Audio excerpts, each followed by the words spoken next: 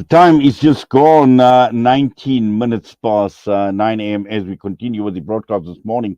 If you have just tuned in, we welcome you to the show. Our listeners, our viewers on Salam Media and also on One Nation 88.9 FM who are with us this morning. Wonderful having you with us now. We are now going to be taking a look at Public Interest SA. Well, they've issued a media statement welcoming the National Treasury and its ban on the U.S. consultancy company Bain and a company, and on the restricted suppliers database. And we joined on the line this morning by the founder and the chair of Public Interest SA, Tebogo Khaas. Tebogo, good morning to you and welcome to the show. Thank you for having me on, and good morning to you too. Yes, this media statement obviously is very, very interesting with regard to the U.S. consultancy outfit, Bain and Company. Just take us through why you have issued this media statement and why you are actually welcoming this ban.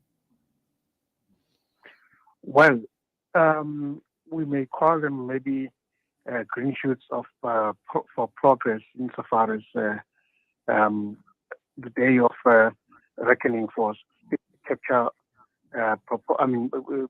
Those who participate in state capture, and to the extent that Bain has been banned for 10 years, we believe that it's a start in a step in the right direction, and it should be applauded. And we just hope it is just the beginning. Yes. Now, we know that with regard to this company, there have been massive implications as far as corruption goes, particularly when we're looking at SARS, and we know all the revelations that came out of the Zondo Commission. And also at the same time, looking at the damage that this has actually done to the national economy. Is this the reason why Public Interest SA feels so strongly about this matter, and also at the same time, wholeheartedly welcoming and supporting this ban?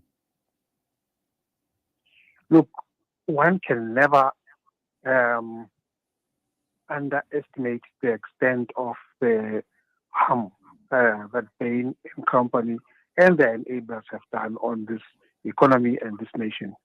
And to try and even calculate that will be an exercise in futility, because just the opportunity cost that there was imposed on our economy by the mere fact that SARS was hobbled to the extent that its capacity to collect taxes efficiently and effectively was hampered.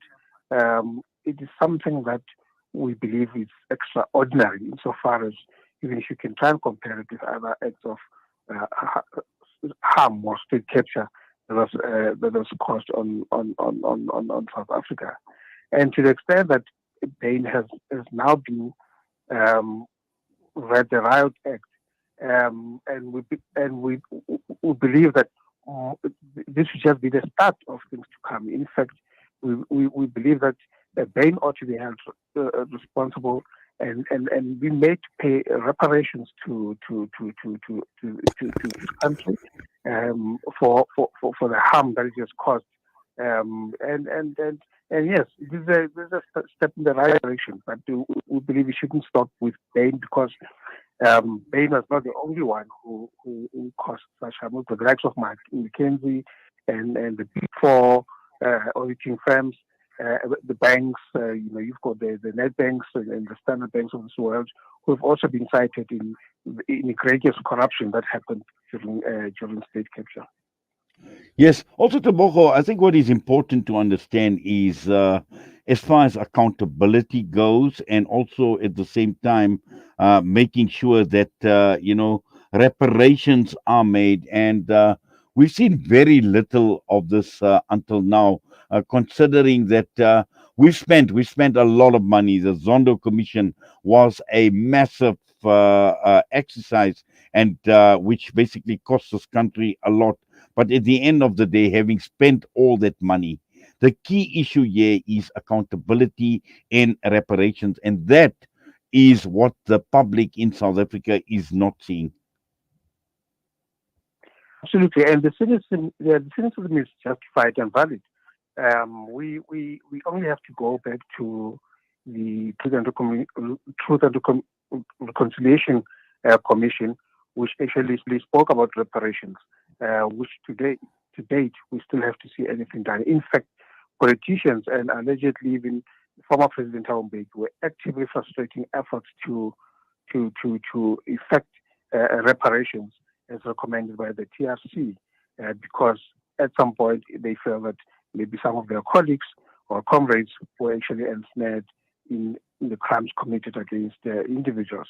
So let's hope the cynicism is not validated, because we know that state capture was all about, or 99% or more of state capture was actually uh, occasioned by ANC cadres or those who are sympathetic to the ANC or with relationships with the powers that be within the ANC.